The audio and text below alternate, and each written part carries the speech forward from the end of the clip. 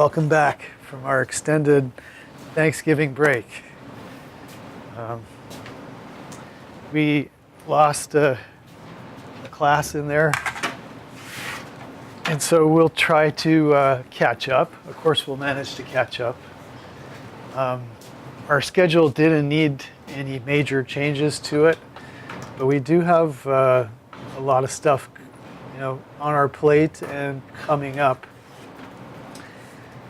I'm going to leave aside the extra credit opportunities, which they still exist. There are still a couple that are available to you. So again, those who didn't complete their midterm essay probably couldn't pass the class unless they take advantage of these opportunities. But because we have other regularly scheduled assignments coming up that I'd like to draw your attention to, explain, and find out if you have any questions about those. I'm going to stick to those in the foreseeable future, but if you have any questions about the extra credit, they are in the modules and you're welcome to ask me about them. I just don't want to confuse everybody by mixing up a whole bunch of different evaluation possibilities in one. Looking ahead at things, the final research paper, I'll start discussing your possible topics today. As you can see, the final exam is not until December 18th, and we'll be spending classes in the last week reviewing for that. And it'll, be, the exam is very similar to the midterm in the ways that we can review with it using Kahoots and such to get some questions before you to narrow down some of the information that you've got to cope with on the final. We will be doing that again in the same way in the last week of classes. The research paper I'll start in on today. Online discussion. So this is a discussion required and graded. It's not extra credit. So the due dates, the college, all your professors in the college were asked to be flexible on due dates for anything that happened around Thanksgiving, given that we had to close the college down and people maybe didn't get to do that stuff. So that that discussion is going to be open from now till the end of classes for you to work on. Here it is right now. I wasn't even going to bring it up until next week. But this is a it's a pretty simple discussion about what kinds of television or movie content you like to watch. So it asks sort of what gets you into a movie theater in this holiday period. What types of movies do you want to see? What aspect of the experience interests you? So there's a number of questions there that can get you discussing, basically. So it's not much more complicated than that. And indeed, if you would like to read a type of commentary by a famous movie critic who's talking about how moving watching has changed over the decades. There's a link at the bottom to something that you could read, and if you'd like to kind of engage with that reading rather than, just sort of respond to those questions out of your own experience, that's another strategy you could use. So either enter into conversation with Pauline Kael or throw out some ideas like that, and hopefully as we move towards the due date, there'll be more people have already discussed stuff, posted, commented, so you maybe want to talk to them about it too.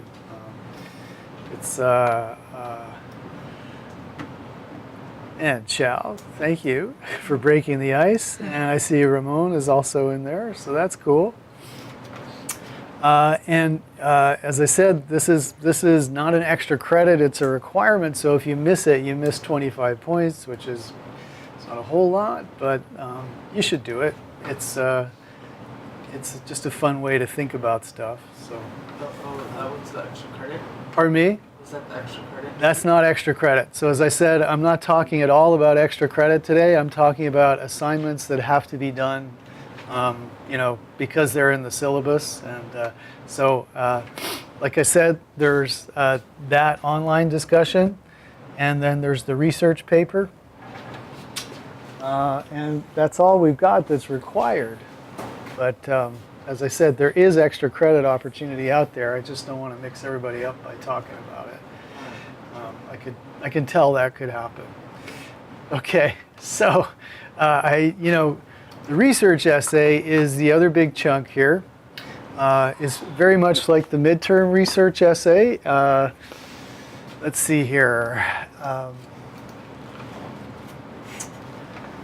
The same guidelines apply. I should really have a link in there, right? I'm going to put a link. Just a reminder here about the guidelines for the research papers. There they are. So these are 4 pages minimum, 6 pages maximum, typed and double spaced, and in your word processor's format. If you use the textbook as a reference, where you get your information from, it's good enough to simply put the author and the page number. If you go further afield and use a book or a website for the internet, then you should give me the link to whatever material you're quoting from the web, okay? So those are the general requirements, and I wanted to hopefully help you out by just looking over the prompts in the next few classes and just giving some advice as to how I would approach this. And I'm just going to link here for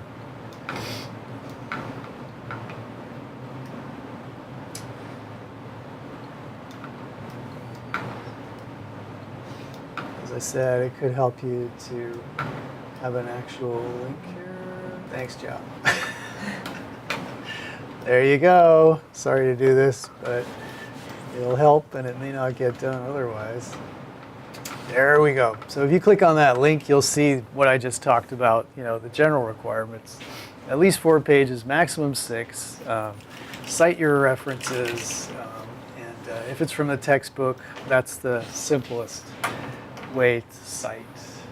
Okay, so just like in the midterm, you have your choice of topics. 1, 2, 3, 4, 5. And this morning, given that for the rest of the day we're going to talk about media operations, I wanted to pick start off with a possible topic related to media operations. And I think number 3 is a very good candidate for that. So that's this one. Prepare a biography of a local radio station. Analyze format and ownership changes. An important component of this assignment is also an examination of the move away from localism. Trace the station's beginning and its current ownership and how changes in business structure of the station have impacted its success in the market and its ability to preserve a local identity. You're encouraged to contact someone at the station for an interview, either in person, which I would not do, or via email. Many station executives are very willing to assist with student projects. So view that last part as, I wouldn't be discouraged by having to get a quote from a station, because they actually have people working at these stations, the community relations managers and such, who are usually very happy to give you a quote. So it could be done either by the phone or by email if you want. And it's, as I say, not difficult, but we try to encourage students sort of, especially when talking about local station operations, just to try reaching out and see what you can get. If you can't get anybody, that shouldn't be a deal breaker. You could still do this assignment just fine. The heart of this assignment is writing a historical kind of biography or narrative of a radio station. So I'm just going to pick KMEL, for instance, would be a local station. And all these local stations have Wikipedia pages, which is they're maintained by the station usually. So I highly recommend basing your research for this biography in the information that you can get from their Wikipedia site. Okay, you can also check out their regular website too. So I just happened on KMEL, but all the information that you would need for a history, a biography of KMEL would be right here. And of course, you're welcome to use KMEL if you like, but it could also be real good if you use a station that you actually listen to or are aware of, or maybe know somebody who works there, or who knows, it could be possible. Next up for doing this assignment would be going through the history, and just as the prompt says, you need to pay attention to when the station changes ownership and when it changes format. Okay? So what we know about format is it's the type of music that the station plays.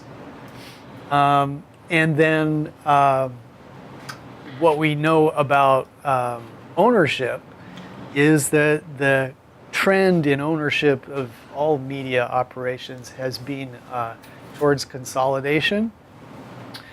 So here, for instance, is a subheading, Rhythmic Turned Urban Era, 1987 to present. So 1987 marked a big change in the formatting of the station. So this will explain all of the specifics, but that would be an important turning point in the formatting of the station. And you could, look earlier on as well and see, clearly it was a top 40 for a little while. And then it turned more into the type of format that they have now. So there you go. And you could bring it all the way up to date in terms of its format and programming, which is the type of music that it plays. Basically your information is there. What makes this more interesting as a kind of a research project is, rather than simply just summarizing what you can see in the Wikipedia, is thinking about and maybe even looking again into the chapter on programming, and just some basic ideas about programming and how it attracts a particular target audience. That would be a chance to talk about this a little bit, and then also looking into any of the specifics in the history of the station that you would want to discuss. So that gives you some cues about the formatting side. And we mentioned ownership as another key sort of thing to track about a station. So let's just see if we can find easily when Clear Channel actually acquired this station. So, of course, I knew that it was bought by Clear Channel. You maybe would have to read this more closely just and think, okay, who was owning this and when? So as you can see here, the station was owned by another company, which doesn't exist anymore, but it was bought by Clear Channel, several stations at once, via a $24 billion deal in 1999. That's a lot of money, huh? So that would be, an important data point about change in ownership. If you read a little bit further in the history of the station, it was a very kind of local-oriented hip-hop station. Davey D, who was a DJ on the station, is still a really well-known activist, teaches at San Francisco State as well, but he's also on the air at 94.1. So Davey D was very popular DJ on KMEL, and when Clear Channel took over, they kind of depoliticized the station. So they cleaned out, Davey D, and also Boots and the Coop. They just came out with a movie pretty recently, and so they were also pretty close to the station, kind of local musical act, and a real kind of, again, political activist, local intellectual artist and stuff. So as you can see, KMEL also distanced themselves from all kinds of politics. Let's put it that way. This was Clear Channel's general approach, and this was, around the time that we went to war in Iraq, and anybody who, artists who were against it found their music would not get played on any of the Clear Channel stations, and they would not get booked into venues that were controlled by Clear Channel either. So there's this country group called the Dixie Chicks, which were most clearly picked on. But at any rate, that kind of political change came about when KMEL was sold. So you can pick that up just by taking a look at the later history there. And again, you're welcome to work on this station if you want. And you can find a lot more written about, the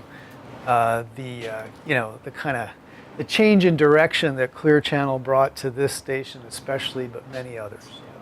Depoliticizing it in a way, delocalizing it, controlling the kind of music that was played by, from Austin, Texas, rather than from Bay Area music programmers and stuff. So it actually made a big change to what happened to KMEL. So that's, again, that's pretty much it. You could do this on KMEL. You could do it on any station that you find interesting, and use Wikipedia as a source for your data. And as the prompt says, in writing your biography, analyze format changes and ownership changes, and try to think about how that, affected the station.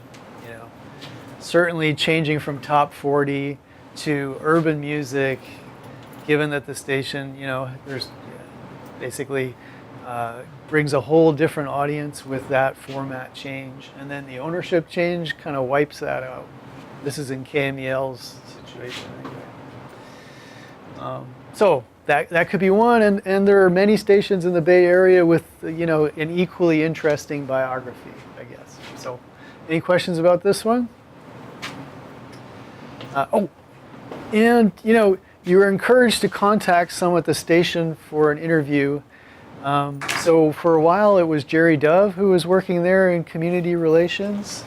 I'm not sure who would be there right now, but let's just see. And again, this could work for any station. Let's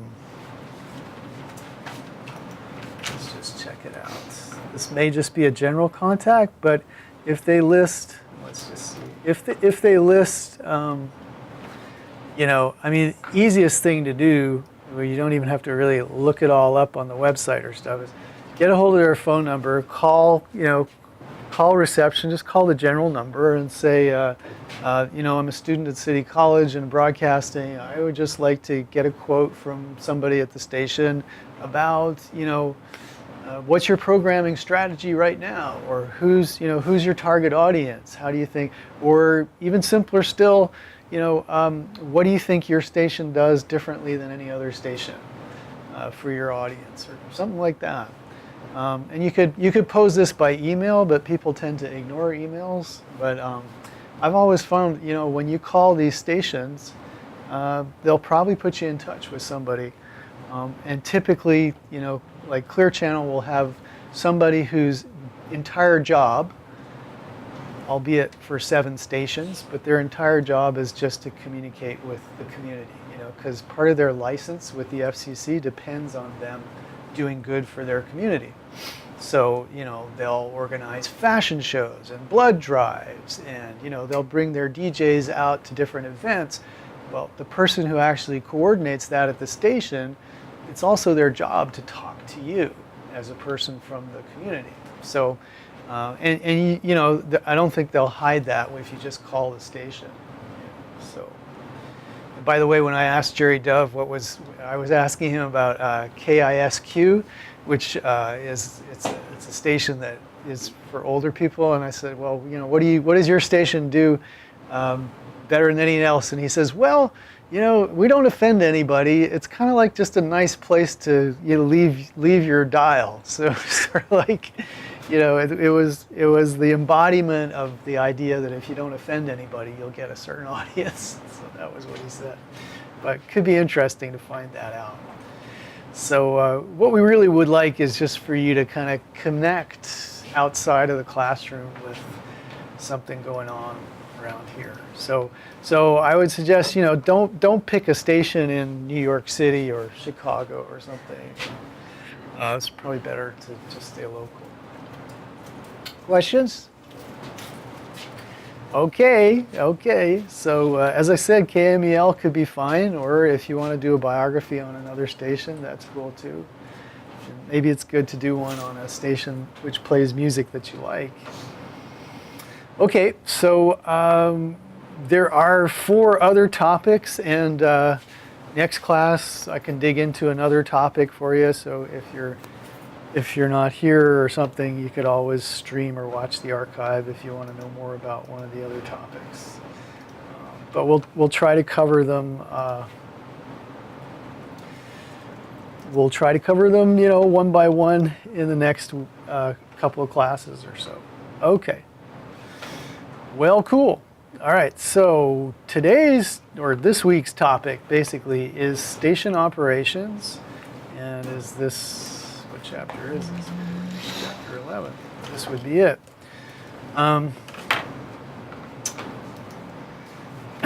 So a couple of weeks ago now, we had our presentations on industry news. It was very interesting. And that sort of capped off our week about station ownership. And, there are important points to that I think we'll definitely review them later on when we get down to reviewing for the final exam. But we may just come up with a few that are connected to station operations, because ownership and operation are obviously connected. So by operation, what we mean is, what goes on at a broadcasting company, a local station, day by day. So if the ownership covers the big industry changes, like who buys what, who starts a new service. Operations is all about, what goes on in local stations. So first, looking at radio, which, as a business, as we know, radio stations are smaller and they cost less to run than television stations. And there are many more of them in the United States than there are television stations. There's about 10,000 commercial radio stations in the US, and there's a little over 1,000 commercial television stations. There's about 10 times more radio stations out there. And it's the nature of the radio business changed in the late 90s when these ownership caps that were imposed by the FCC were lifted. Prior to 96, there were big limitations as to how many radio stations you could own in a particular area. In 96, they raised those caps, and you may have noticed that KMEL was bought in 1999 out of a $24 billion transaction. Clear Channel bought over 1,000 radio stations around 2000. And as we mentioned during the industry news presentations, Clear Channel had to change itself into iHeartRadio and has struggled with not going bankrupt for about 10 years now due to all the money they borrowed to buy those stations. The radio business, there are a lot of stations. They're owned by some really large companies that some of them own hundreds of stations. And then they have different policies as to how much they control the day-to-day operations of a radio station. But typically they work now in clusters. So Clear Channel has 7 stations in the San Francisco Bay Area, including KYLD, KMEL, KISQ, and several others. But this is an interesting trio because you may notice it's all, the format is called urban music. So it would be hip hop, soul, R&B, and sort of more popular versions of that. And if you notice, what they did is in that particular format of music, they sort of program to, let's say, 15 to 24, 25 to 40, and 40 plus in terms of their target audience. So Clear Channel's strategy, now iHeartRadio, in our market has been to kind of pick a format and try to lock the audience into them. As the audience grows older, they can move to another Clear Channel station. KIS for a long time had Renelle as a DJ. I'm not sure if she's still there, but she announces the Giants games, and she was at one point a popular DJ on KMEL. As her audience grew older, they moved her to another station, which attracts an older audience. So clearly some strategy going on in terms of how Clear Channel organized that slice of its business. So now if we look into any one individual of those stations, we'll see different jobs there and different things going on. The first thing is, like any business, whether it was a grocery store or a broadcasting outlet, you need general management, right? So they take care of stuff like policy, hiring and firing, payroll to make sure people get paid, purchasing, you need to buy stuff, contracts, so setting contracts with the employees, and then physical plants, you got to make sure that the building is in good shape, and the broadcasting infrastructure is maintained and stuff. So this is just an important part of a station is management. And contracts and such in broadcast media, in radio, a lot depends on the deal you make when you go to work in a station.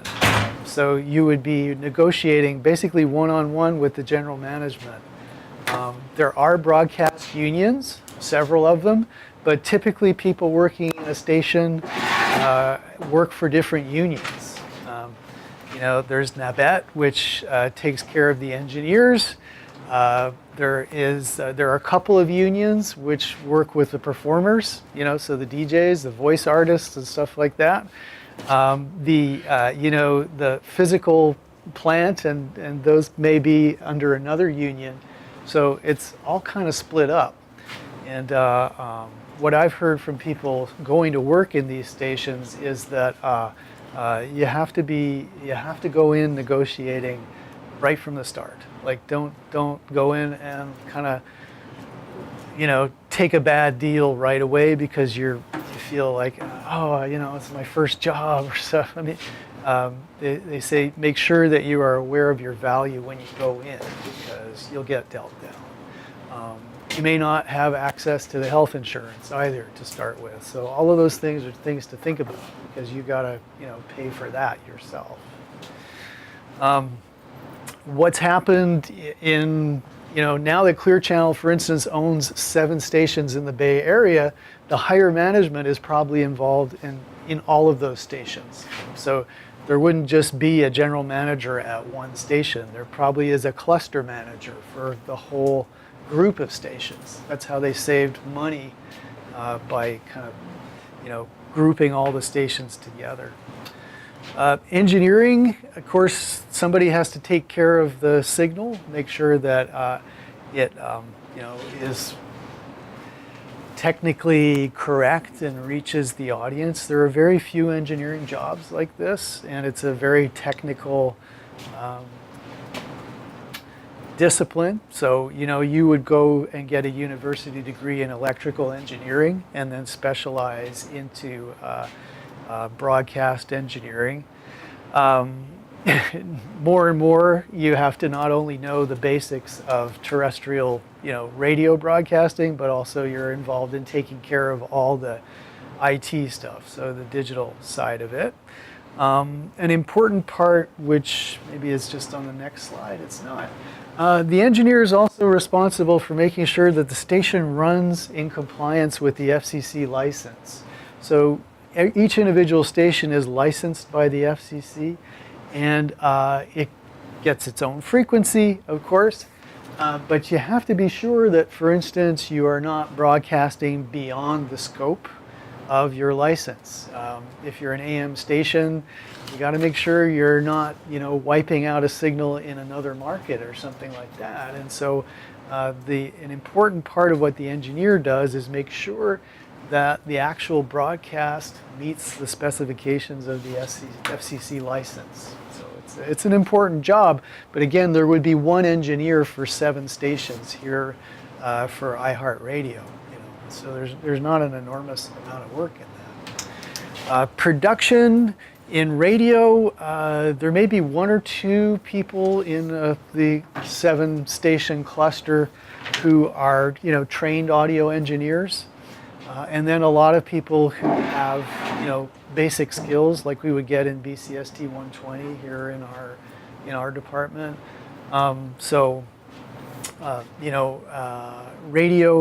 Radio engineering would largely, I'm thinking about the production of PSAs and radio commercials like spots. Those would largely be done by program director using DJs as talent. So DJs performing and doing character voice work, and probably the program director actually editing and choosing the music and stuff. And so that's about as creative as it gets. Television, there's more production work, more people involved in it, as there's a lot of kind of remote work in television where the signal gets sent from a satellite truck and stuff like that. So those satellite truck operators have to be technically trained, and they'll be part of the NABET union. So those are unionized jobs typically. Then on the programming side in a radio station, again, it used to be that every radio station would have its own local in-house music director and programming manager. The music director would report to the programming manager. Nowadays, again, in a cluster like the Clear Channel cluster or the iHeartRadio cluster here, those decisions are probably made at a higher level. So the stations will not have music directors. They'll probably share a program manager who decides what kind of music goes on and schedules it. What you'll get, a combination of live shows out of the studio, live shows remote as you go out to different businesses, and then shows that are bought pre-recorded, maybe on the weekend. So the staff, well, you're lucky if you have a local program director. The decisions may all come from afar. Most FM stations no longer do news. They used to have to do news, so there was a news director. But now it's usually just someone comes in and talks celebrity news as part of the morning show a little bit. And then the music director, again, that position may be programmed out of the head office, as they send out playlists to their different stations. And so this has been a big impact on, local representation on radio, because there's nobody in those jobs and the decisions are coming from outside of the market. It has decreased the local presence, the local character of these stations.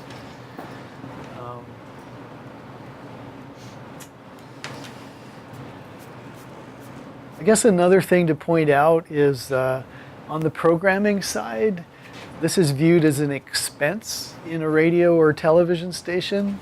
You have to pay, sometimes a lot of money, especially to television personalities, 6 figures easily.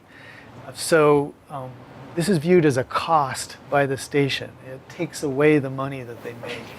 So there's, a tendency to try to get people to work for as little as possible, especially those who are not well known. So that means entry-level jobs tend to be underpaid, like maybe $40,000, $45,000 a full-time salary when you start, which is, as you know, probably definitely not enough to have a family, and maybe not even enough to support an individual in the Bay Area. So it can be tough until you've spent some time. So again, the advice is to, really, if you're accepting a job in this type of environment, and many people, that's their dream, that's what they want to do, just try to make sure you're getting the best deal you think you can get out of it. These are the money makers, and the conditions are different for people working in sales and promotion in a radio or a television station. And this is very similar both in TV and radio. So promotions are a really good way into working in radio or television. Promotions usually use unpaid street teams or interns to, promote local businesses that associate with the station. And being part of that is a good way of getting to know people who are in the station and being employed.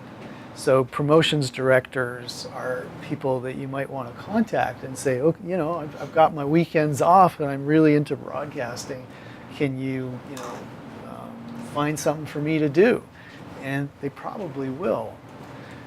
The trick is to impress and be, as useful as you possibly can, and they'll probably find something for you to do Monday to Friday in the station, either through an internship or maybe right away to start out working. So it's largely about creating a personal relationship through being involved with that. So it's a way of getting your foot in the door at a station. Yes, I believe it's probably the easiest way in. Yeah, definitely. Either an internship doing exactly what you want to do, like let's say you wanted to be a broadcast journalist, an internship where you would shadow the reporters or stuff like that. But this gives you face-to-face with somebody who's already in the station. Which an internship would as well. But yeah, this would be another way where, you'd be part of a team and it can be fun and you interact with the public and stuff. So yeah. Now, promotions covers a few things. As we were just mentioning, all of these stations have relationships with advertisers and they'll do events together. Another aspect of promotions is where the station itself pays money to put advertisements on buses or on billboards or stuff like that to promote the station to people who haven't listened to the station. Something like that. So that's another aspect of promotions, which again, that maybe isn't the way to get into the station, but just be aware that that's another thing that the promotions department does. Morning.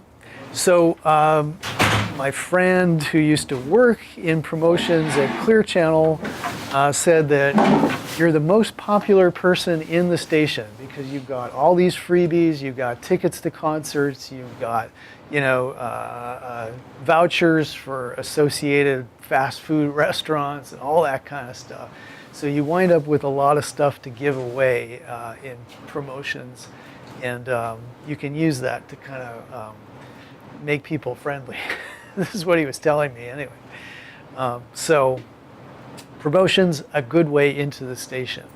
There are also all kinds of openings as sales associates in local stations as well. And these are, with the exception of perhaps the top level management, like the general manager, these are the best paid jobs in radio and television, or the sales associates. The only problem is it's sales, and that is it's a tough career, which is not for everybody. For that reason, there are very often openings in advertising sales in radio and television stations. So, we've noticed that the trend from going from toll broadcasting to sponsorships to spots and stuff, nowadays what you are selling are, groups of spots to local businesses. If you're in radio, if you're in television, the spots are more expensive, and so typically you're working for larger businesses and for national accounts in television. So radio is more of a local thing, where as a sales associate, you're targeting sort of mom and pop stores. You're targeting businesses that need to reach a public out at work or mobile as they're moving around. They're businesses that don't have the budget or the tech savvy to work through your mobile phone. So, shoe stores, mattress stores, local grocers, that kind of thing would be your target when you're doing radio ad sales.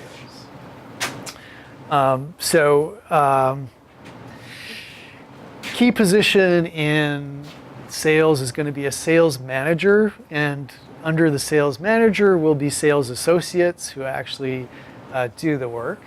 The sales manager, is very hands-on, very involved.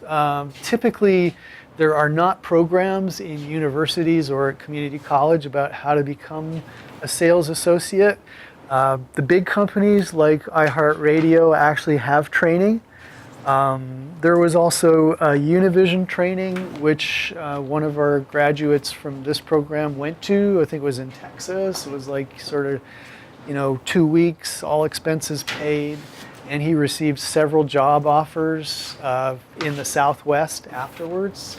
He was a Spanish-speaking student, and there's huge opening there. But as I said, there's always opening in jobs for sales associates. So there is training, but a lot of training goes on just in the local station.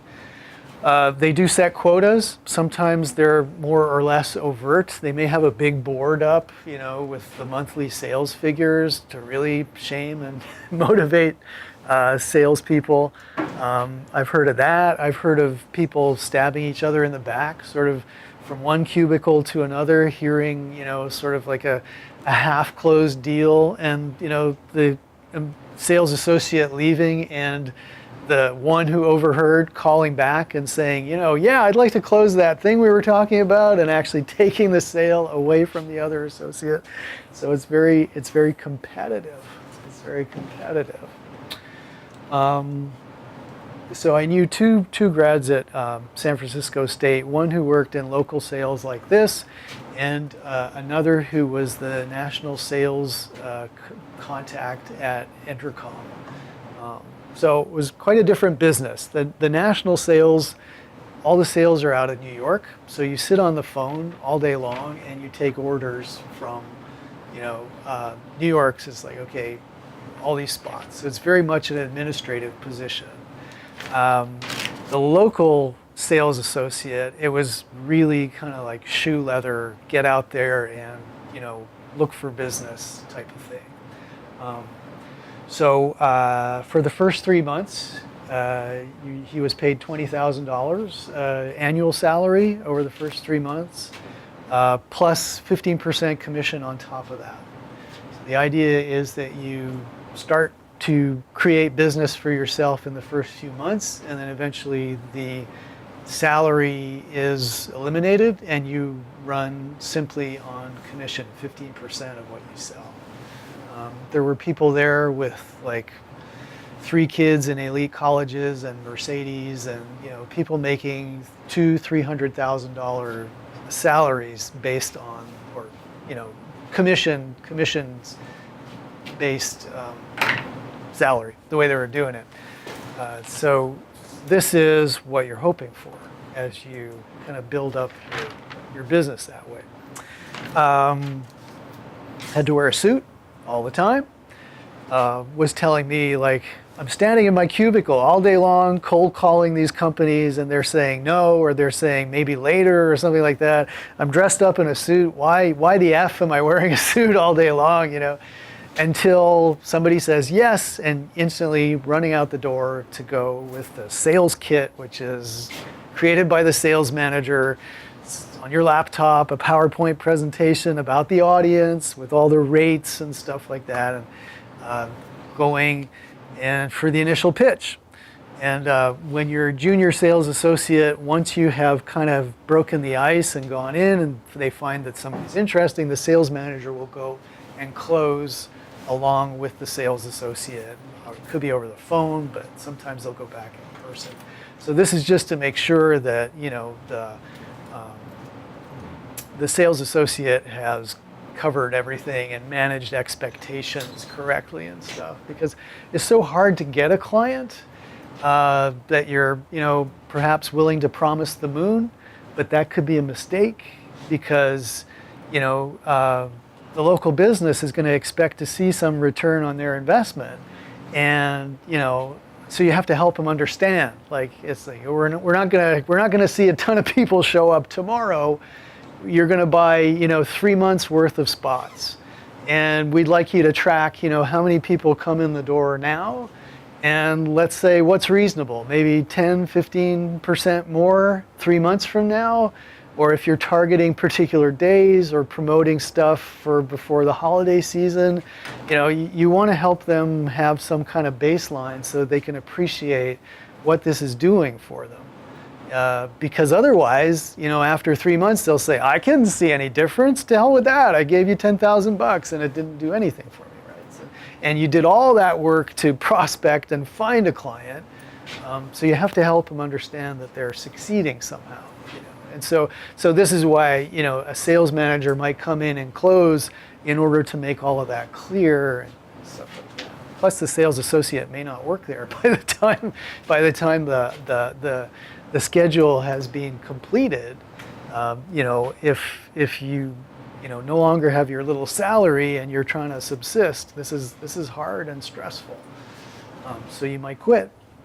But the sales manager will always be there to continue the contact. So, questions about this? This is kind of how it feels, apparently, for being a junior associate. Anybody tempted, maybe in a career in sales? Yeah? So is your entire job as a junior associate just to call people and make a sale? Pretty much, and they give you a list. And also you may eventually be involved in creating sort of demo commercials or things like that for them as well. So sometimes they'll actually produce the spots for free as long as you buy the advertising time. So at that point, as the contact, you might be involved in even designing the spots. Yeah. So it could be sort of creative as well as sales oriented. And I guess the other thing is that in a station like this, just as we said, there are all sorts of promotions which are a relationship may not just consist of putting up clusters of spots. It may also be live events, things like that.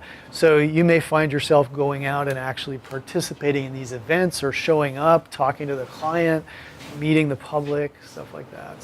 So it's more than just sitting in your cubicle cold calling, for sure. Because these types of stations, these types of jobs are, not just 9 to 5, I guess. And that can be fun for some people. Like when you don't have a family or something, it could be a social type of thing too. So, yeah. And again, for the successful sales associate, it can be very lucrative, like easily 6 figures. And within if you can survive within 3 to 5 years after starting, you could do very well. So, but you have to have the taste for that type of thing. There's just a little thing here which once the spots are sold by the sales associates, the contracts are drawn up, and you also have to provide proof to the client that the spots actually were broadcast. And so in a confusing way, the business calls this traffic. So we're not talking about people who tell us about jams on the highway or something here. The traffic manager is actually the person who tracks the broadcast of all of the commercials that are sold. And on television, they literally record them off the air to prove that they were actually broadcast. And the client, when they get their monthly bill, also gets a record of every time the spots actually aired as proof, because they're buying time. And the station has to actually demonstrate that they got what they paid for. So that's what the traffic manager is involved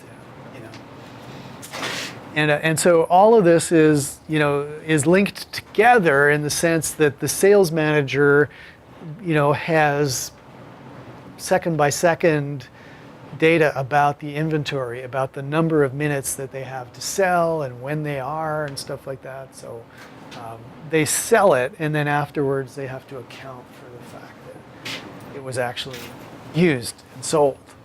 So those are these are the money makers of the stations. So they are treated, with more respect than the the on-air personalities, except for the real celebrities. I mean, just basically, they're the most valued employees of local stations, and they're also the best dressed because of all this necessity of being kind of business oriented, business facing forward. So television stations. The business is a little bit different because there are less television stations. As I said, about 1,000 in the country instead of 10,000 radio stations. The organizational structure is quite similar. You still need people managing the station, which is in terms of making sure that the employees are hired legally, taken care of, paid on time, disciplined or fired if there's a problem. And they also provide direction to the business, Now television stations are much larger, more expensive businesses to run. So you don't find them grouped as much. And another thing is the caps on ownership in television are more restrictive than they have been on radio. So you, for instance, are not allowed to own, across the country, you're not allowed to own more stations than can reach 39% of the population. So what that means is if you're NBC, you can own as many stations nationally as when they add up all of the audience that those stations will reach, you don't exceed 39% of the population, which is kind of a weird measurement, but that puts a cap on how many stations you can own. In addition to that, there are real restrictions on owning more than one of the big network affiliate stations in a market. So while it is possible that in some of the smaller markets, one owner could own like the ABC and the CBS affiliates, that is very, very hard to swing. And it only happens due to some kind of historical accident, like you own the ABC affiliate, and then you're all bought by another broadcaster that owns a ton of NBC affiliates, and briefly, until they force you to divest, you may own the two. But typically there are big restrictions on owning more than one of the big television stations in a market. So if that ever happens, that's called a duopoly, where you're actually owning two or more radio or TV stations in the market. And then there's a way around that, which is something called an LMA, a local marketing agreement. And this is where two station owners get together, and one says to the other, okay, I'll kind of basically allow you to run my station for, a profit margin or whatever that we determine and make a contract together.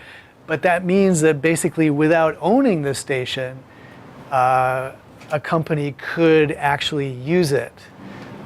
So it bypasses the restrictions against owning multiple large stations within a particular area, within a market area.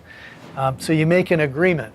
I own it, but I allow you to operate it, and you may operate several other stations based on these LMAs. So there are ways around these restrictions. But in general, the television station is a much larger business with more employees and stuff. So you will have the typical management structure with a general manager and then managers who are associated with different departments.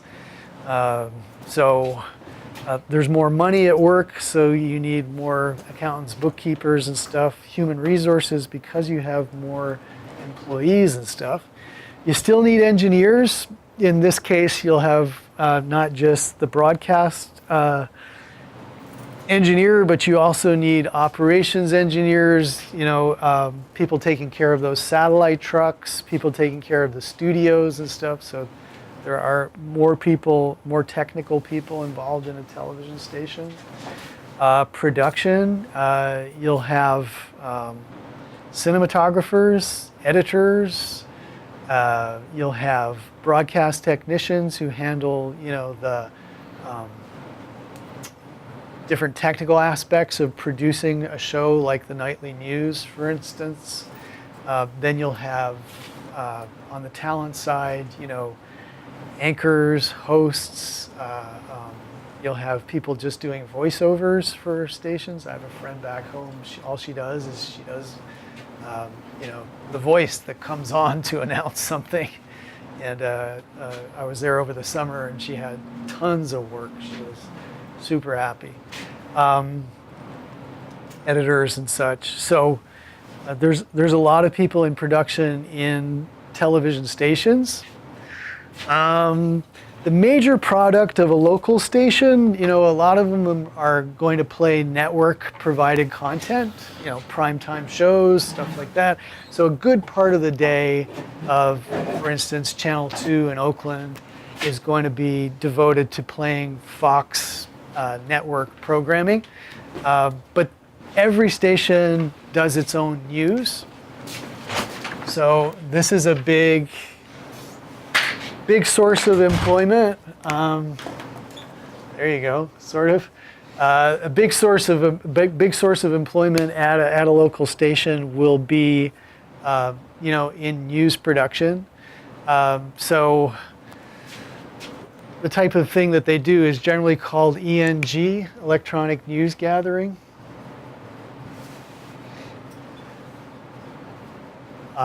So obviously in our writing class, BCST 110, we teach, basically the different types of stories and that reporters go out and make through news production.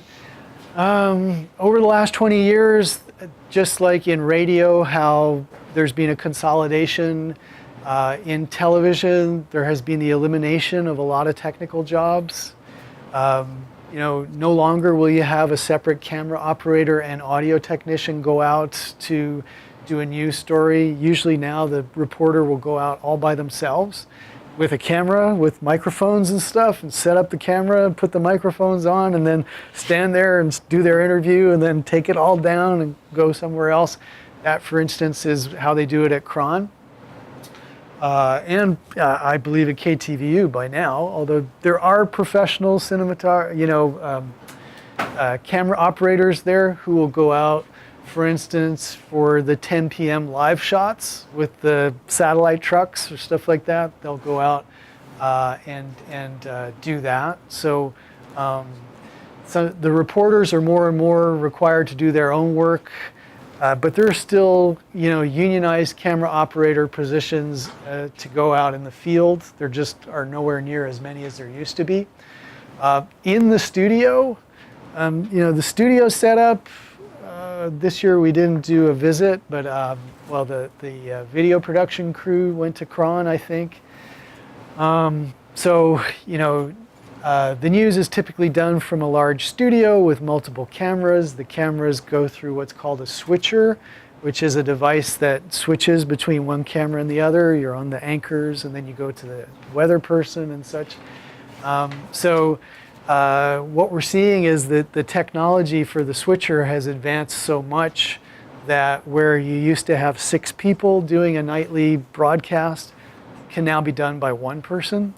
Everything is kind of pre-programmed into the switcher so that they know that, we've got push this button for the weather operator, and their microphone will come up and the camera will be on them and stuff like that. And then they go through the script and it's like, okay, then we go back to the anchors, push this button and everything switches back to the anchors and their audio comes up. And so one very stressed individual programs that into the automated switcher now.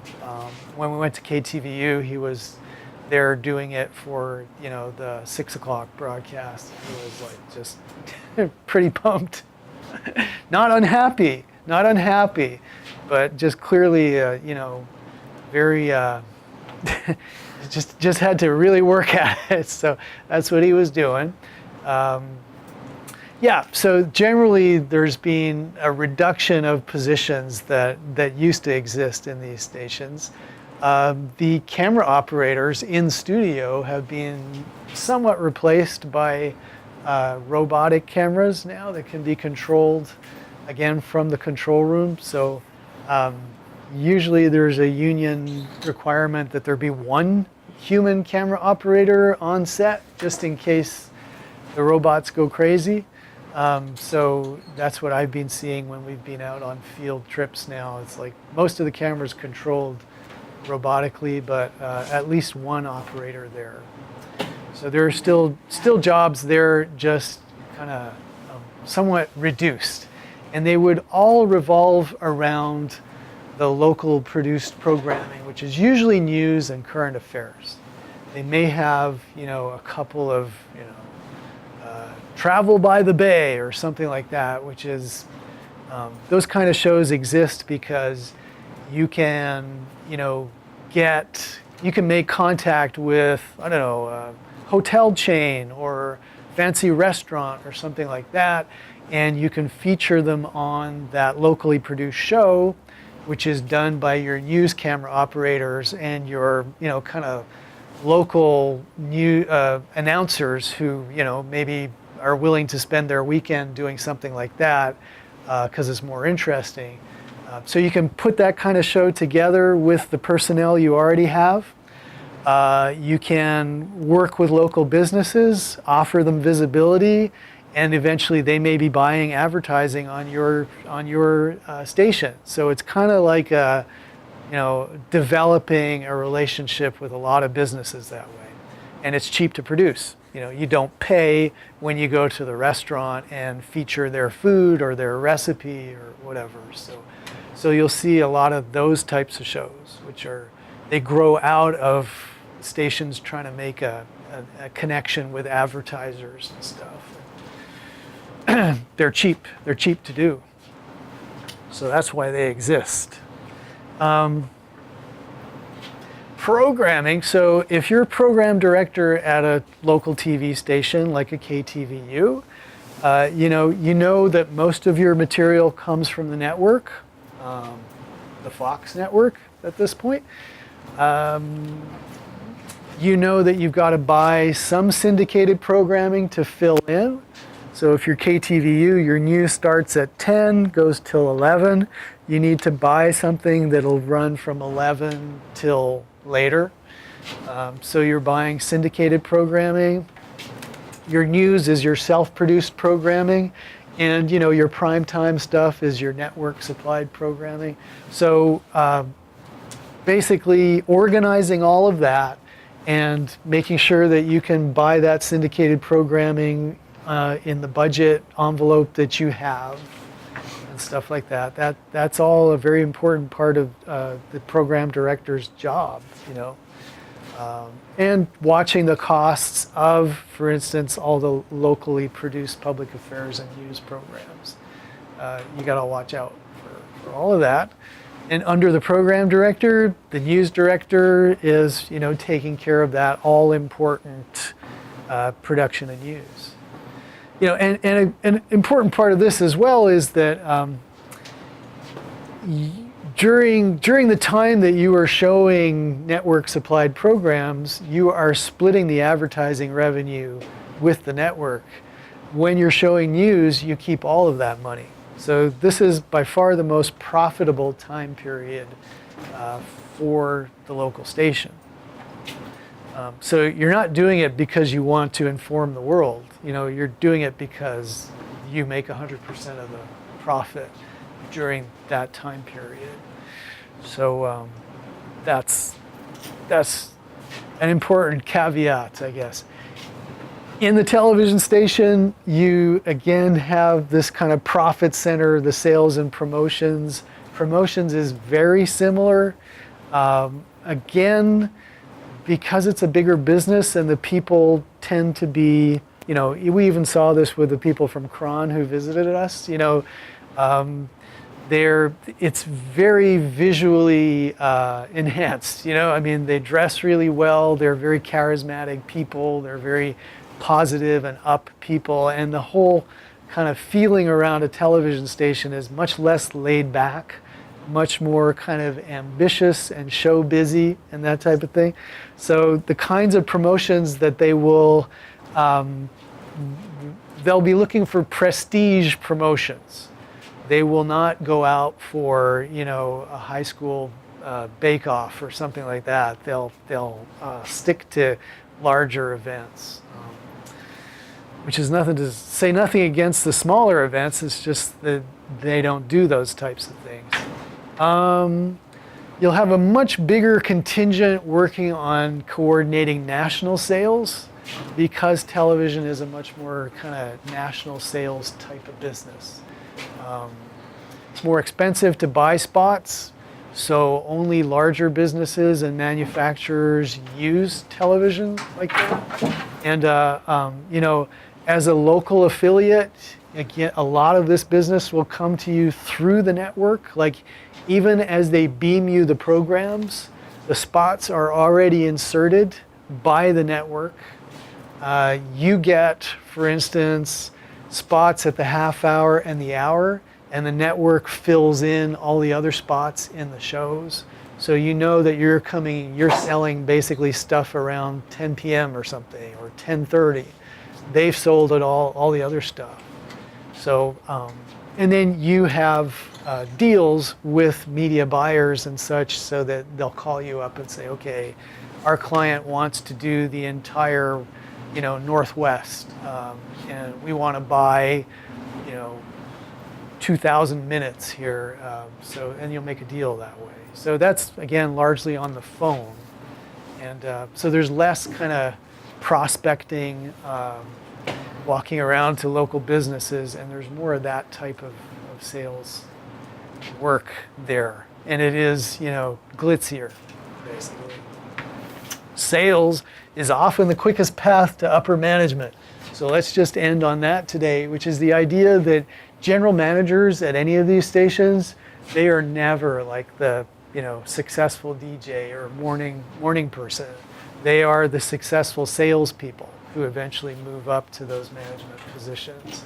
So because they're viewed as, again, these are the people who make money for the business. So you may be a wacky personality on air and have a huge audience, but you won't have the credibility as a business operative that top salespeople do. So sales is typically the way they get into management. All right, well, sorry about the monologue. This is the kind of thing where there are no videos. There's just a lot of kind of stories that you hear from people. And unfortunately, I used to have Gavin, my friend who is like a sales associate. He would come in every year, but then he moved. He moved to Texas. So I'm, it would be great if at some point any of you become sales associates, come back and tell us about it, please. Yeah, so that's it for today. See you on Thursday, and thanks for coming.